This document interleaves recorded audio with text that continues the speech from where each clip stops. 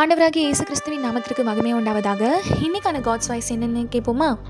மத்தேயு 24வது அதிகாரத்தில் ஒரு சம்பவம் நடக்கிறது. நம்ம எல்லாரும் படித்து பார்த்தோம்னா நமக்கு தெரியும். அங்கே சீஷர்கள் இயேசுவுக்கு பார்த்து, இந்த உலகத்தின் முடிவுக்கு என்னென்ன அடையாளங்கள்லாம் இருக்குன்னு கொஞ்சம் சொல்லுங்கள் அப்படின்னு கேட்பாங்க. அப்போது இயேசு ஒரு பெரிய லிஸ்ட் அங்கே சொல்லுவார். யுத்தங்களின் செய்திகளையும் கேள்விப்படுவீங்க, கலங்காதபடிக்கு எச்சரிக்கையாக இருங்கள். ஜனத்துக்கு விரோதமாய் ஜனமும் ராஜ்யத்துக்கு விரோதமாய் ராஜ்யமும், பஞ்சங்கள் உருவாகும், கொள்ளை நோய் உருவாகும், பூமி எதிர்ச்சி உருவாகும்.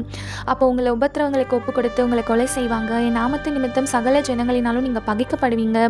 அப்போது ஒருவரை ஒருவர் காட்டி கொடுத்து ஒருவரை ஒருவர் பகைப்பீங்க. அநேக கள்ள தீர்க்கதரிசிகள் எழும்பி அநேகரை வஞ்சிப்பாங்க. அக்கிரம மிகுதியாவதனால் அநேகருடைய அன்பு தணிந்து போகும்.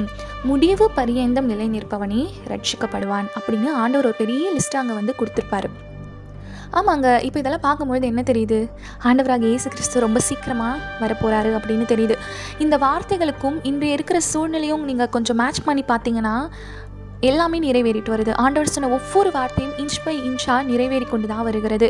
ஸோ ஆண்டவரை ஏற்றுக்கொள்ளாதவங்க அவருடைய அன்பை ருசித்து தெரிந்து அவரை ஏற்றுக்கொள்ளுங்க. அவரை ஏற்றுக்கொண்டவங்க முடிவு பரியந்தம் அவருக்கு சாட்சியாக இருப்போம். ஒரு நாள் பரலோக ராஜ்யம் எல்லோரையும் மிகுந்த சந்தோஷத்தோடு வரவேற்க காத்து கொண்டு இருக்கிறது. God bless you. இன்னைக்கான ஆண்டவருடைய வாய்ஸை கேட்டு அதுபடி நடப்போம்.